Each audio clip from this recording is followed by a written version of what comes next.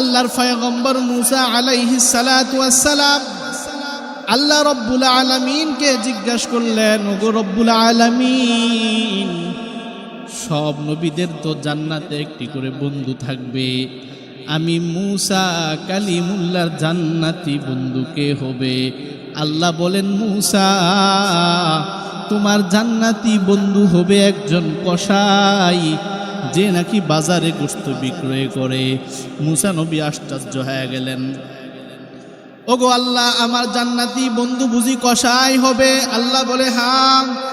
মুসা নবী বলে, ওগো আল্লাহ,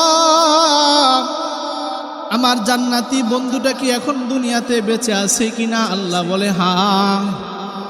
মুসা নবী বলে, আল্লাহ, আমি যদি তার সাথে দেখা করতে চাই, দেখা করতে পারবো কিনা? আল্লাহ বলে, মুসা, তুমি যদি চাও তুমি তোমার জান্নাতি বন্ধুর সাথে দেখা করতে পারো। আমার আল্লাহ মুসা নবীর জান্নাতি বন্ধুর ঠিকানা দিয়ে দিলেন। পয়গম্বর মুসা আলাইহিস সালাতু ওয়াস সালাম নিজের পরিচয়টা গোপন রাখিয়া আল্লাহর বলে দেওয়া ঠিকানা অনুযায়ী ওই এলাকার মধ্যে চলে গেলেন। ওই লোককে তালাশ করতেছেন। বাজারের মানুষ বলে ওই বাজারের কর্নারে একটা গোশত দোকান আছে, ওই দোকানে বসে বসে যেই লোকটা দোকানদারি করতেছে এই লোকটাকেই আপনি তালাশ করতেছেন।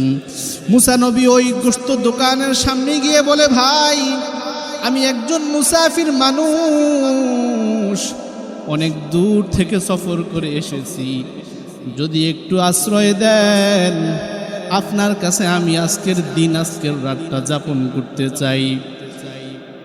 নিশ্চয় ওই লোকটার দিল ভালো, এজন্যই তো মুসা নবীর সাথে জান্নাতে যাবেন। মুসা নবী যখন তার কাছে আশ্রয় চাইলেন, লোকটা খালি ফিরাইয়া দিলেন না। লোকটা বিনয়ের সাথে বলতেছে, ভাইজান, আমার গোশতগুলো বেচা বিক্রি শেষ হলে আমি বাড়ি যাব, আপনি ওই সময় পর্যন্ত অপেক্ষা করতে পারবেন কিনা? মুসা নবী বলে, আমি অপেক্ষা করব, সমস্যা নাই। কসাই গোশত বিক্রি করে মুসা নবী পাশে বসা। মুসা নবী তাকায়া দেখেন, কসাই পুরোটা গোশত বিক্রয় করার ক্ষেত্রে সব চাইতে মজাদার যেই মাংসটা, ওই মাংসটা বিক্রি না করিয়া ছোট্ট একটা পোটলার মধ্যে ঢুকাইয়া আলাদা করে রাখছেন। সব গোশতগুলো বিক্রি হয়ে গেছে, ওই আলাদা পোটলাটা হাতের মধ্যে নিলেন। মুসা নবীকে বলতেছে, মুসাফির ভাই, চলেন আমরা আমার বাড়ির দিকে যাই। মুসা নবী কসাইয়ের সাথে হেঁটে হেঁটে হেঁটে হেঁটে তার বাড়িতে চলে গেলেন। যেহেতু আজকে মুসা নবী তার বাড়ির মেহমান, মুসা নবীর মাকসাদ এই লোকটা আমার সাথে জান্নাতে যাবে, সে কি এমন আমল করে এটা আমার দেখা দরকার। মুসা নবী দোকানে তো দেখলেন মজার মাংসটা একটা প্যাকেট করে রাখছেন। মুসা নবী বাড়িতে আসার পরে চিন্তা করতেছে, লোকটা বাড়িতে কি আমল করে এটা আমার দেখা দরকার। ওই কসাই মুসা নবীকে একটা রুমের মধ্যে নিয়ে বলে, ভাই, আপনি এখানে বসেন, আমার একটু ব্যস্ততা আসছে, আমি আমার ব্যস্ততা সেরে আমি আপনাকে মেহমানদারি করব। মুসা নবীকে একটা রুমের মধ্যে বসাইলেন। মুসা নবী তাকায়া দেখেন, ওই কসাই বাজার থেকে যেই মজাদার মাংসটা নিয়ে আসছে, ওই মজাদার মাংসটা নিজের হাতে রান্না করলেন। নিজের হাতে রান্না করিয়া তাকায়া দেখেন, মুসা নবী ওই কসাইয়ের ঘরের মধ্যে তার একটা বৃদ্ধা মা আছে।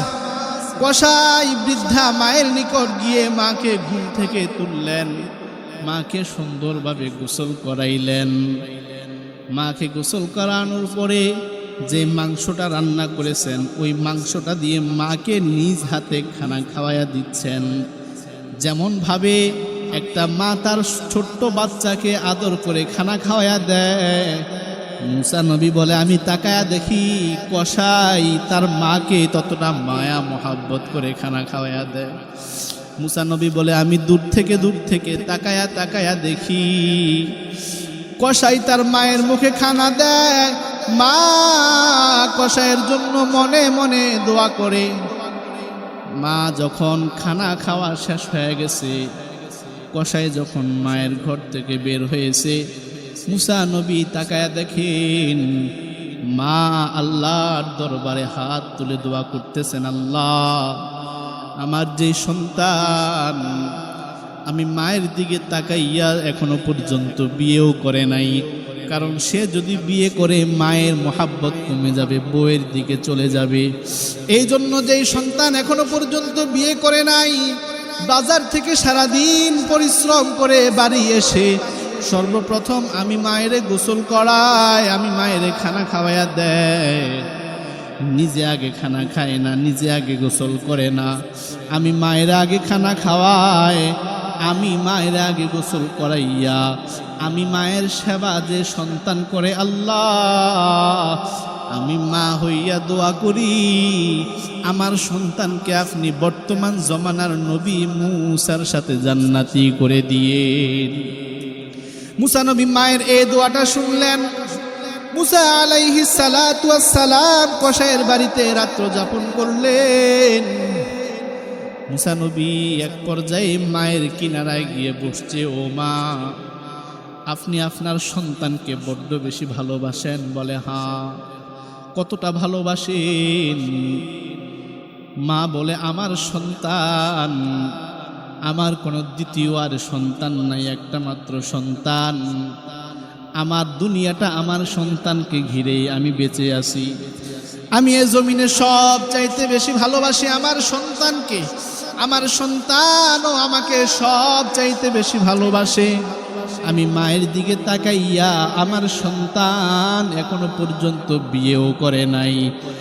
মুসা নবী বলে মা, আপনি আপনার সন্তানের জন্য কি দোয়া করেন? মা বলে আমি দোয়া করি আল্লাহ যেন আমার সন্তানকে বর্তমান জামানার নবী মুসার সাথে জান্নাতি হিসাবে কবুল করে। মুসা নবী বলেন মা, আপনার সন্তানের কপালটা বড় ধন্য, আমার আল্লাহ আপনার দোয়া কবুল করে নিছে। আমার আল্লাহ আপনার দোয়াটা কবুল করে নিছেন। মা বলে কেমনে আমার দোয়া কবুল হয়েছে? মুসা নবী বলেন আমি হলাম বর্তমান জমানার নবী মুসা।